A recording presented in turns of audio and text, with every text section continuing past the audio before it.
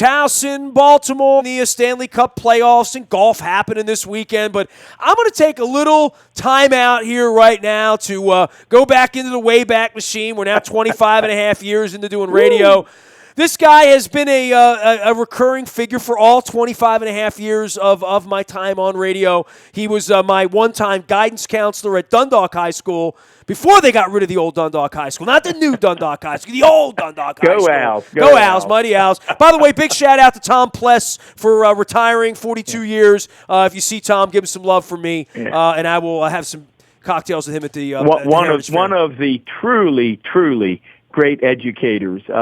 You talk to students, you'll run into students, Nestor, on the street today who still talk about Mr. Pless, and he was really decades ahead of what was happening in education in terms of getting young people interested in technology and getting young people interested in radio and TV. My homeroom teacher, senior year, 1984-85, and the radio station, the WRNR over in the corner there. There you go. And Dundalk High, we had our own radio station. Mike Brillhart, shout out to all the Dundalk. All right, so Don Moeller is back with us now. You have abstained. You didn't even want to come on the radio the last couple months. I told you. You're busy keeping Baltimore County on the right side of the track. We're trying. But, when you found out I bit a hole in my tongue, you're like, I need to come on and save you and talk a little bit.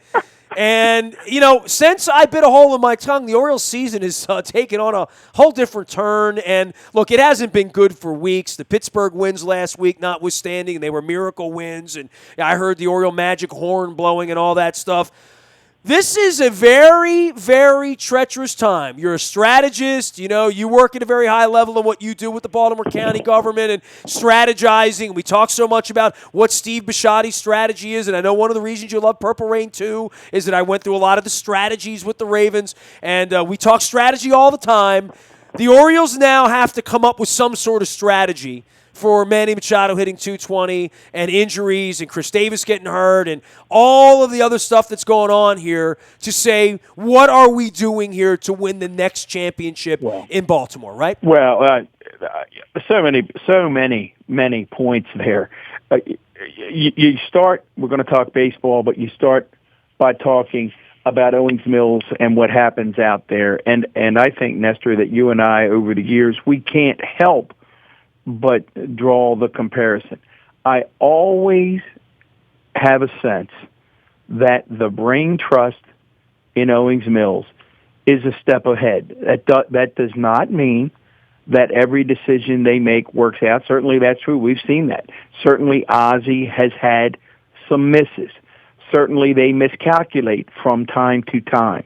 But you always have a sense that this quality group that they've brought together out there, whether it's John Harbaugh, whether it's Steve Bisciotti, whether it's Dick Cass, whether it's Kevin Byrne, right on down the list, you have no doubt that these are guys that are giving it their all and are really in some kind of a deep thought about what the next step might be, how we're going to be better, and how this is going to all play out. So even when we have a 7-9 or a 6-10, you believe there's light at the end of the tunnel. You jokingly said you didn't even want to come on. And that's because, Nestor, that how I am about the Orioles. You know that. Well, we also had 15 years where we never had anything good to talk about. I mean, they've never been in a position to be a seller, quite frankly, at the deadline in this kind of a way to retool, which is the modern way to do this, right? I mean, it's what the Yankees did to get good. It's what the Cubs did to get good. And now we're at the end of the rope. And they're not going to win a World Series with this group right now. I don't believe that. I don't believe they're going to win this year. No. I will be shocked, and I really want to be wrong. We've got roughly 100 games to go, so you begin to play with the math. I don't see how, and actually you and I should write it down today on June, whatever it is, that it's hard for me to see how this team gets much north of 75 wins. I mean, when you look down and your projected starting five for the year, let's take Bundy out, who's won 6 ball games. and could have won a couple of more. He hasn't been great. He certainly hasn't. I don't expect him to be better than he's been. I don't see him turning into Arrieta in August and having a month where Right. He's 6-0 with a 1.08 ERA or something crazy. I mean, he's going to be a nice representative kind of number two kind of starter who I think is going to give you a chance to win every fifth day. Well, you wish you had 5 of them. And quite honestly, Nestor, this is where I'm talking about the big picture for their organization, and we can jump back in a minute and talk about the other starting pitchers and the whole what I focus on, the organizational approach to this thing. But I'm at the point where I would actually even favor, before very long, because I think you have to give it, you clearly have to give it another 2 to 3 weeks.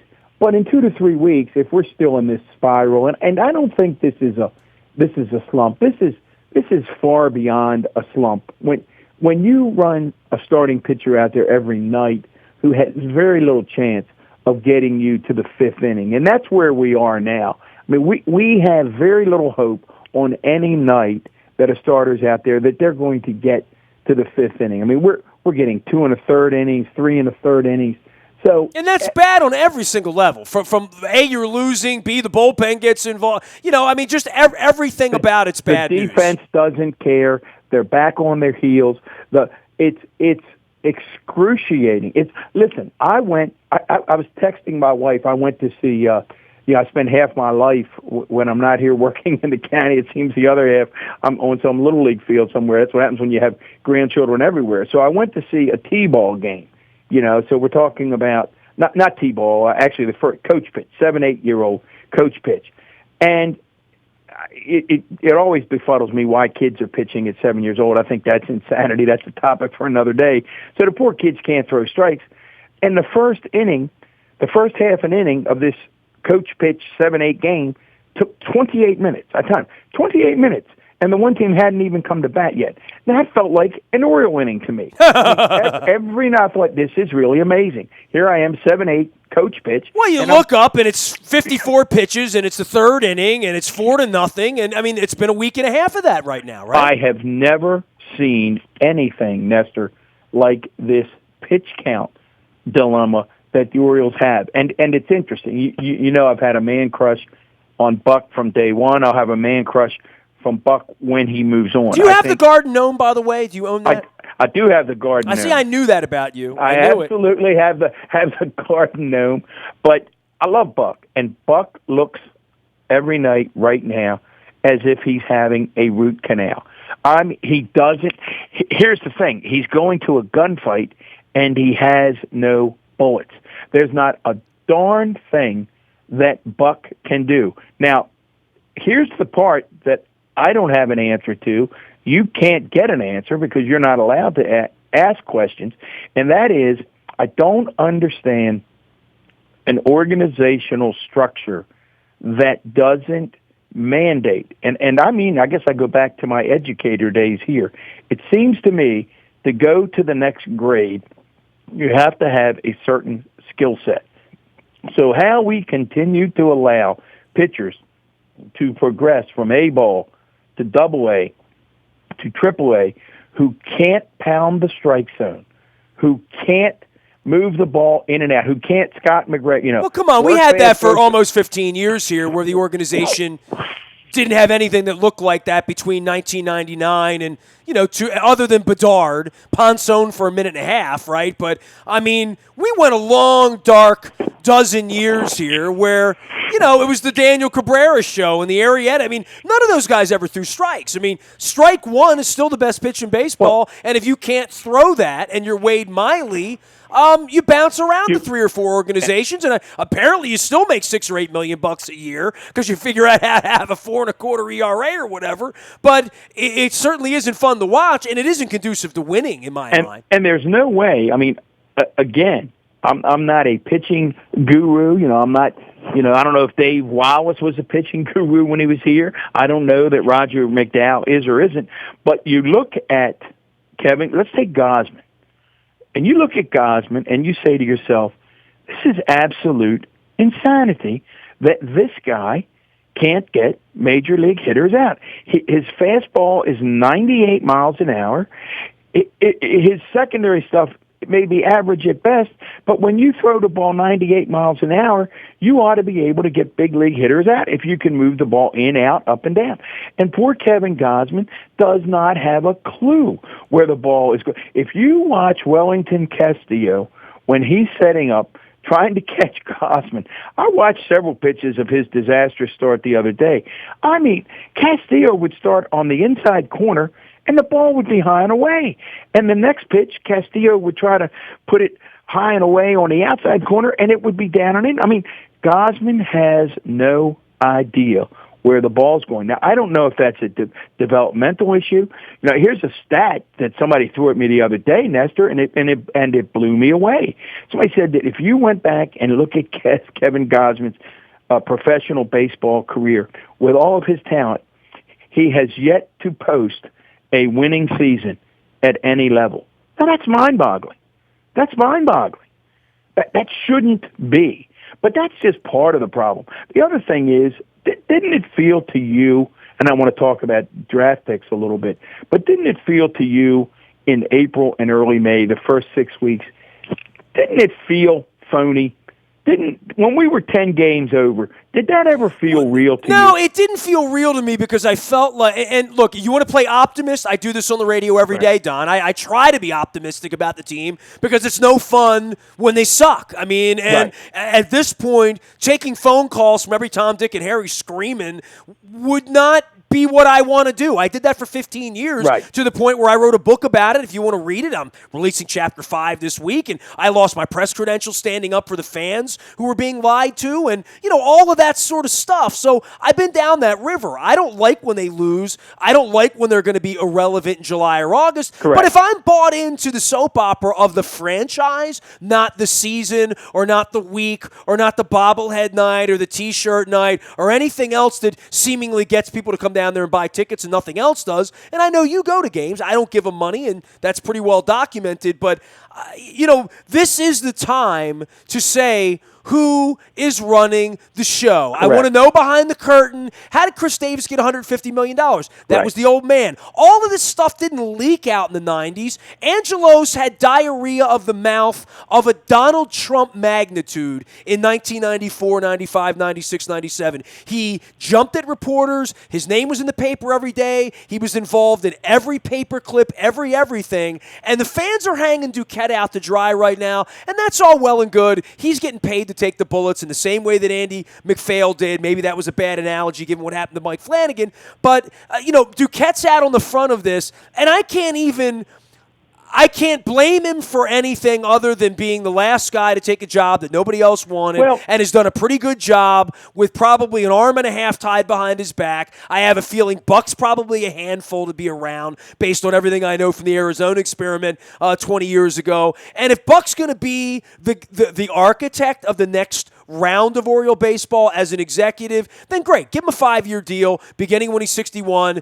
Buck's going to be here through 2024 until Peter is 95 or whatever he would be at that point. And if that's where it's going to be, let Buck run the thing. Let Buck step out. Let Buck hire his own manager at the end of this year. Let's get on with Jones. Let's get on with Machado and Britton. Whatever you're going to do. You know, you're stuck with Davis. But, like, let's run the place. Let's not do all of this. We've got bobblehead night for Machado coming up, so we can't deal him off somewhere where maybe we could get a whole bunch of prospects back for him, because they really should be thinking about that. Because they're, unlike in several of the past couple of years, Don, there's not a whole lot of thought here that this team's going to go to the World Series this year or win it. Nestor, this team cannot. I mean, and again, I hope we're back in October. You pull this out of the audio vault and you say, "Hey, listen how wrong Don Moeller was." But I'm going to tell you right now that in the middle of June, this team is not going to the playoffs. And you said, you know, whether you hold Dan responsible or not, I don't think it's so much about pointing fingers at responsible, but there are some facts, and the facts are that somewhere in this organization there is not enough quality in terms of the people making decisions. Now, you know, just today, just for chuckles, I thought, well, let's go back and see what year the Yankees picked Aaron Judge. Right now, admittedly, Aaron Judge probably isn't. If he plays like this the rest of his career, then holy mac, Yeah, there'll be a new wing in Cooperstown for him. Exactly, Right? But it's pretty clear that he should be a pretty prolific player. How good, we don't know yet. So I thought, okay, But he's also not 19 years old either. The Yankees picked Aaron Judge in 2013 with the 32nd pick. The Yankees picked Aaron Judge. Okay, so I'm thinking, wow, geez, the Orioles probably picked before that because we were lousy for a lot of years. So let's go back and look at the 2013 draft. Well, we picked Hunter Harvey. Well, Hunter Harvey, basically hasn't thrown a ball in anger for us. We'll see. He's out on the rehab. So we took Hunter Harvey instead of Aaron Judge. And you say, well, geez, we also had the 37th pick. Well, if Judge was 32nd pick, we must have gotten a great player there. We got some guy named Josh Hart. Then you go down, you got Chance Sisco, who's struggling at AAA. And then listen to these all-star names in that draft. Stephen Tarpley, Jonah Heim, Travis Seabrook, Alex Murphy, Drew Dosh. I mean, you got to go over now. They did, I'll give them credit, with pick number 249, they picked a guy by the name of Trey Mancini. So they may have found a gem at 249. But, I mean, it's just crazy stuff. You go back further, Nestor. Go back to 2009. In 2009, Mike Trout was the number 25 pick for the California. 25 pick. Now, you're really good at this stuff. I'm going to give you a little quiz. By the way, I watched that MLB network special on that pick. It was pretty good, hour long. I can get caught up in a good documentary. I like 20, that sort of number 25. Now, in 2009, you're good at this. You're a trivia man. Who did the Orioles pick? We had the number 5 pick. We picked 20 spots ahead of Mike Trout. What current outstanding Major League player did the Orioles pick? Man, I get the years mixed up. Luke would have this on the top of his head because he does the numbers like that. Was that like Hobgood? There you go. Bing, you win the magic prize. You get the brass ring. The one, the only, Matt Hobgood. Now, you tell me. Now, again, let's go back to the analysis and to the comparison to Owings Mills. Can you ever imagine Ozzie and DaCosta and all those guys in a room, and Matt Hobgood's on the board and Mike Trout's on the board, and they look at one another and say, hey, let's take Hobgood. Well, but I mean, look, that's revisionist history for all these guys, right? I mean, 20 other teams passed on Mike Trout, so let's not get crazy with the kid from New Jersey. I'd want to see, and we could do this one day. I want to see who they took. Did you see Tom Brady flashing his rings over the weekend?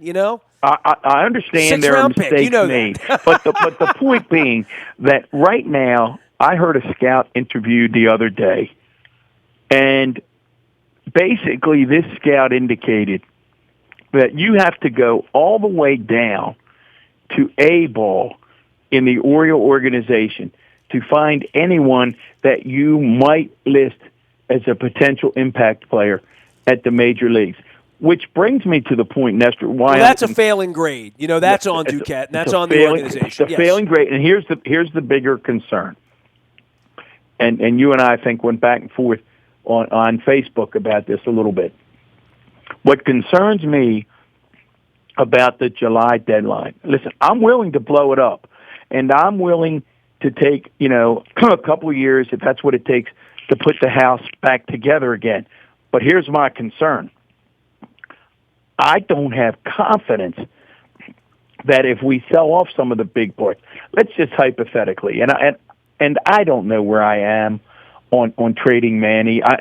And certainly his .212 batting average has made that decision much, much harder. So I don't know which Manny is going to be. I don't know where I am on it either, but right. Listen. I'm open-minded at this point, and there's nothing off the table for me other than I guess Bundy at this point, right? Literally, I'm with you on Scope's off the table too. By the way, I'm with you on that, but take it one step further now. So okay, so now we put Manny on the table.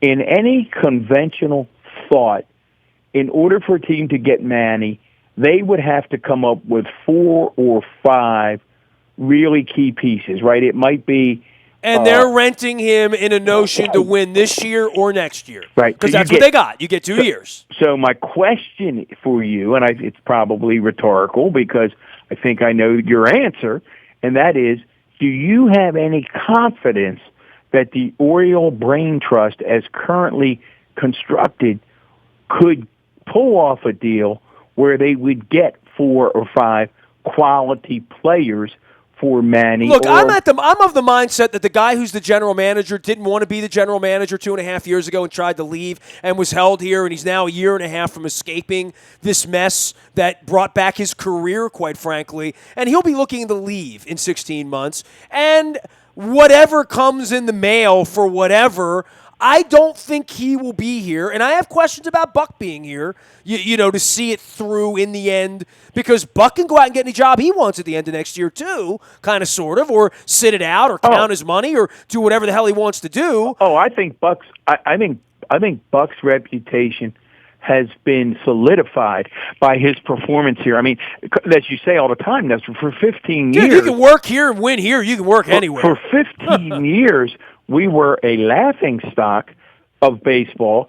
Buck shows up, and immediately, I mean, people forget he took that ragtag outfit when he showed up here in the middle of the year, and they played 500 baseball, and over the past 5 years have the best record in the American League. So Buck's reputation is solidified. We don't have to worry about Buck's future, but we do have to worry about. Is there a future here with Buck? Correct. Yeah. Well, the other thing is, let's jump back. Let's jump back just for a second, because you and I were talking about whether it felt real back in April. And you're right, I do go to a number of games, and it's fun. I think I go out there with my grandkids. They love it. They're still little kids who live and breathe Oriole orange. I see them on Facebook. You know, yeah, they get up and they look at their tablets in the morning because they have to go to bed. Can you imagine getting up and looking at a tablet? If I would have told you in 1985 that we would be looking at tablets, you would have said, I saw that in the Jetsons. Yeah, or else, you know, that's right. We would take our transistor radios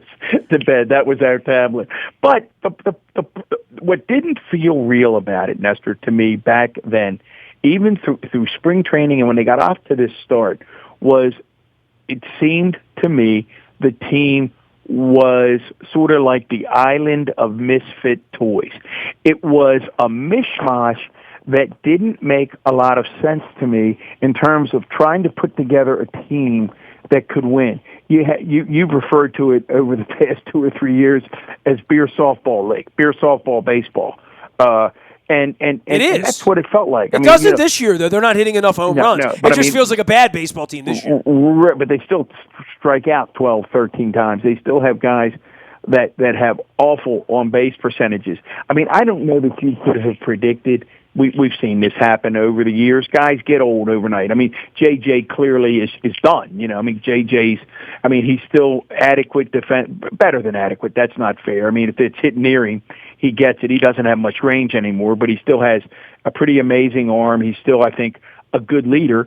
But I mean, he's hitting around the Mendoza line, and his on-base percentage is under 300. And that's, to me, one of the major problems with them is continues to be on-base percentage. And then we picked up sort of journeyman pieces. I'll give them credit for the Castillo pickup. I mean, I actually probably am in the minority that I think Castillo is certainly equal to, or maybe even a slight upgrade over Wieters. So it wasn't. I would agree with that. I've been impressed with him. Yeah, no. I think he's a quality catcher. And I guess that when you break it all apart, could you win with this lineup? Probably. And you need some really good pitching. And yes, you can't get 2 or 3 innings every night.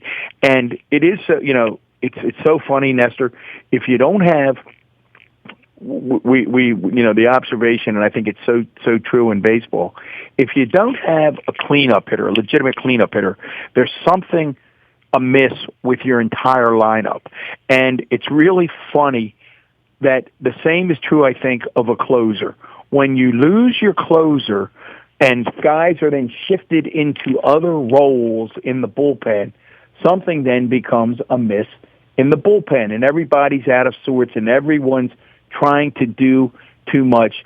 So this whole season feels as if it's coming off the rails, and it just, you look for somebody to go out, I guess, hope springs eternal, right? We hope that we wake up one day. Well, I think Machado's going to hit the ball better. Yeah. I mean, I don't think Jones is healthy. I don't think Chris Davis isn't healthy. I'm not sure if Machado is healthy after taking the spike in the arm the other day. So, this is a really tender period of time where things have gone wrong, and all I want to know is, what are you going to do? If you're not going to win the World Series this year, what's the next bright idea? What's the plan B? And I don't know what that is, but I'm going to be asking that question a lot over the next 6 weeks. If you were Dan, I mean, let's lay it out there then.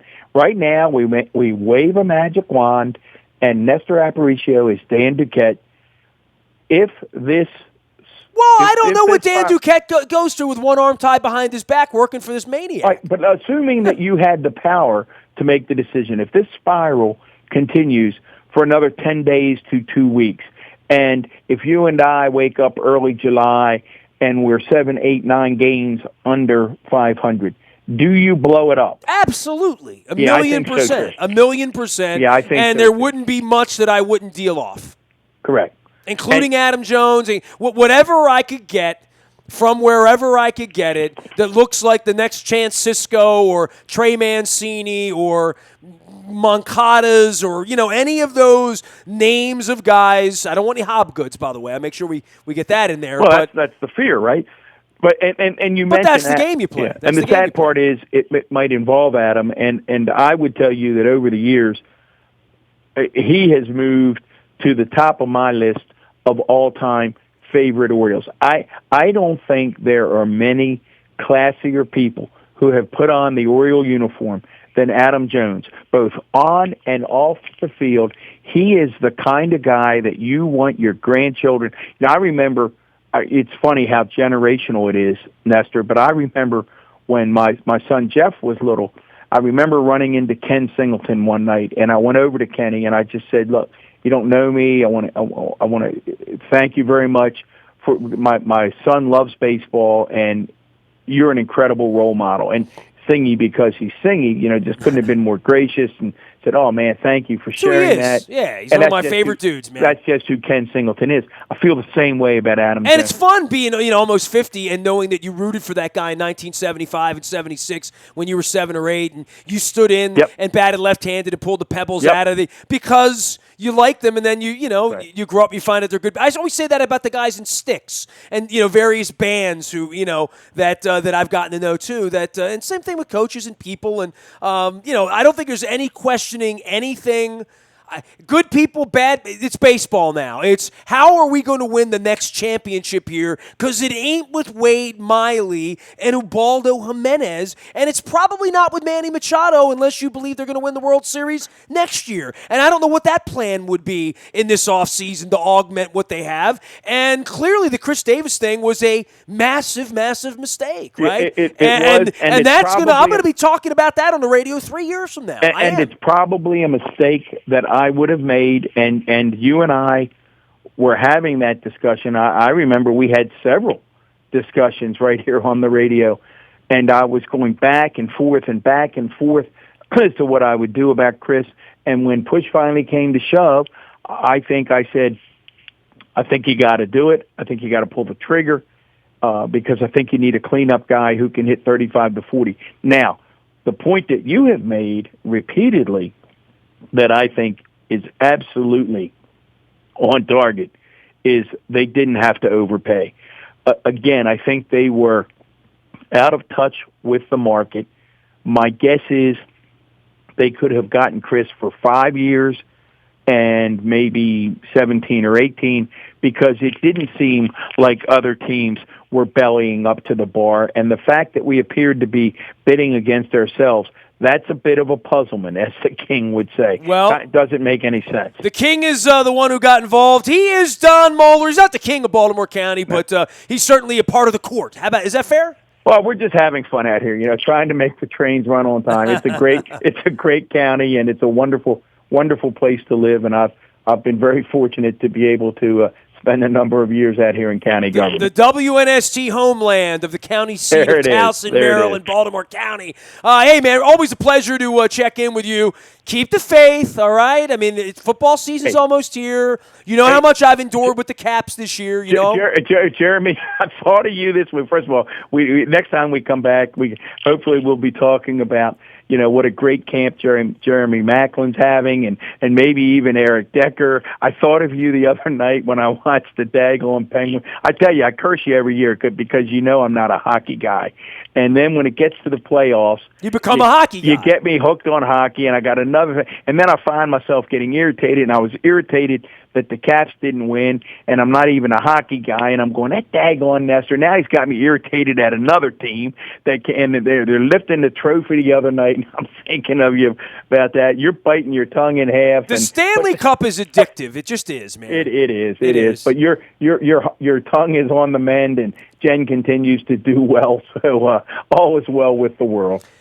We're going to make it through another weekend. Hey, U2's in town next week. Well, you know, it's go. all is good with the world. He is Don Moeller. He is my longtime friend, mentor, guidance counselor at Dundalk High School, 1982. And been 25 years now, 25 and a half years, coming on and talking baseball with me. So there's Don. There's his 2 cents. As he always says, my conscience.